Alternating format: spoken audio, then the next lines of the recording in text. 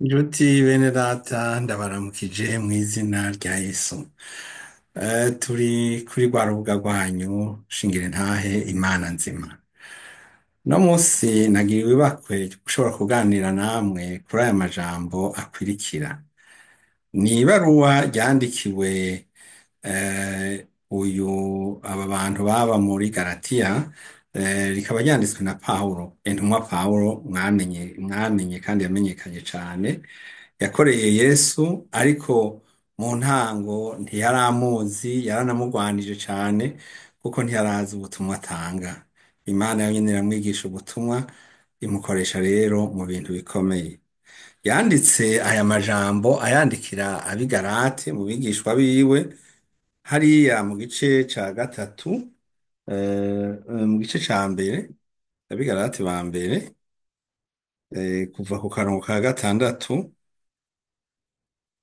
havuga ngo Pawulo atangazwa n'uko ab'i Galatiya baretse ubutumwa bw'ukuri. Yanditse avuga ati, ndatangaye yuko muriko murareka vuba mutyo iyabahamagaye kubw'ubuntu bwa Kristo, mukemera ubutumwa bunyuranye n'ubwo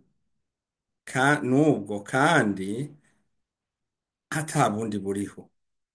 Ariko hariho abantu babahagarika imitima, bakagomba guhindura ukundi ubutumwa bwa Kristo. Ariko naho yoba ari twebwe canke umumarayika avuye mw'ijuru ababarira ubutumwa bunyuranye n'ubwo twababariye, arakavumwa. Nuko nk'uko twavuze ubwa mbere, nanone nongeye kubivuga, nihagira umuntu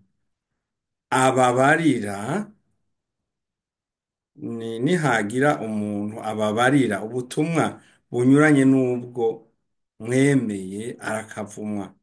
Mbega ubu ni ishimwe ry'abantu ngomba canke n'iry'Imana? Canke se ndondera kunezereza abantu? Iyo mba kinezereza abantu, simba n'umugurano wa Kristo. Haleluya! Aya majambo ni amajambo akomeye cane. Aya majambo narayasomye numva arantangaje. Pawulo yatangajwe no kubona yuko abantu yari yarigishije ubutumwa batanguye kubivamwo, batanguye kugenda ukundi. Muti gute? Kugira ngo ubone yuko umuntu ariko arava mu butumwa yaronse, ubutumwa bumujana kuri Kristo, abura ukwizera. Nta kimenyetso c'ukwizera abantu bariko baragaragaza. Ntasenga. Aba bantu ntibari bagisenga kandi ntibihana, ntibakora imirimo y'Imana kandi bakongera bagakora ivyaha. Ibi ni ibimenyetso bitanu bigaragaza yuko umuntu atari mu bantu bariko barondera Kristo.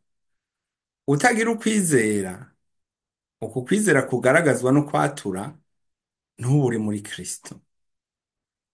Udasenga nta kwizera uba ufise. Utagaye ivyaha vyawe ngo uvyihane, ntawe uburaja, ntuba urahinduka. Uba ukiri umugurano w'ivyo vyaha nyene ujakariye. Udakorera Imana ntaco muba mupfana, kuko bisaba yuko uba uwukorera Imana kugira ngo imenye yuko hari isano mufitaniye. Ukora ivyaha ntashobora guhimbara Imana, kuko Yesu yaje mw'isi kugira ngo adukize ivyaha. Yaje kugira ngo adukize ivyaha. Abaretse Imana bipfuza guhindura ubutumwa bwa Kristo. Mbega ubutumwa babuhinduza iki?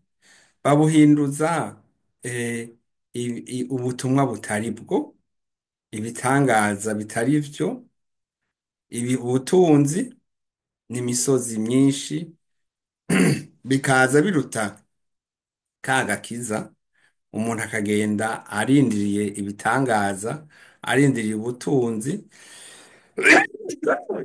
akagenda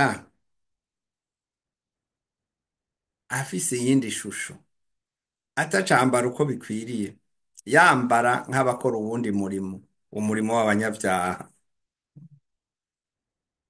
Abahindura ubutumwa bwa Kristo kundi babaha impigi, babaha ivyo bagenda bitwaje, canke ivyo bisiga, canke amajambo bagenda bavuga yo gusubiramwo kandi atari amajambo y'ukuri.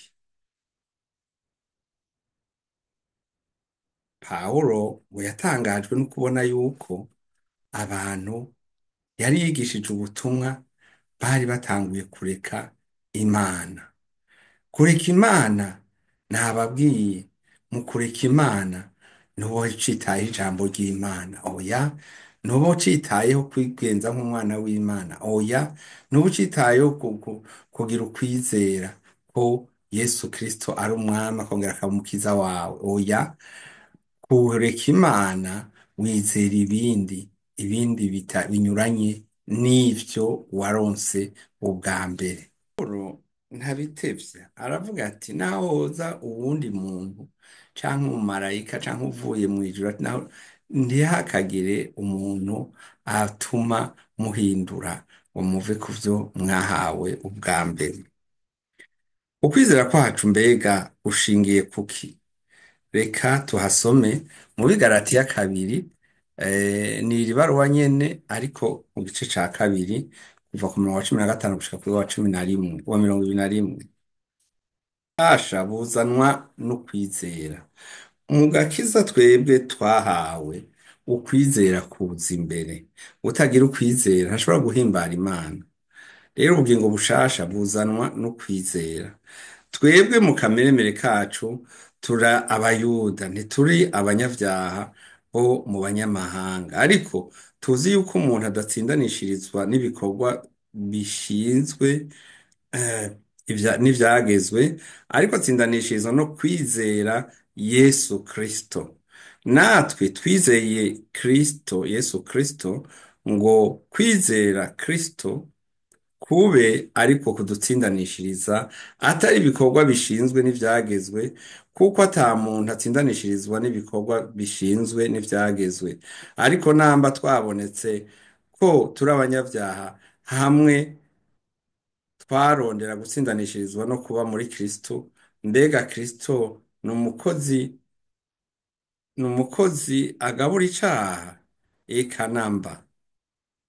Nokongera kubaka ivyo nasambuye, nokongera kubaka ivyo nasambuye, noba niseruye ko ndi umuntu acumura.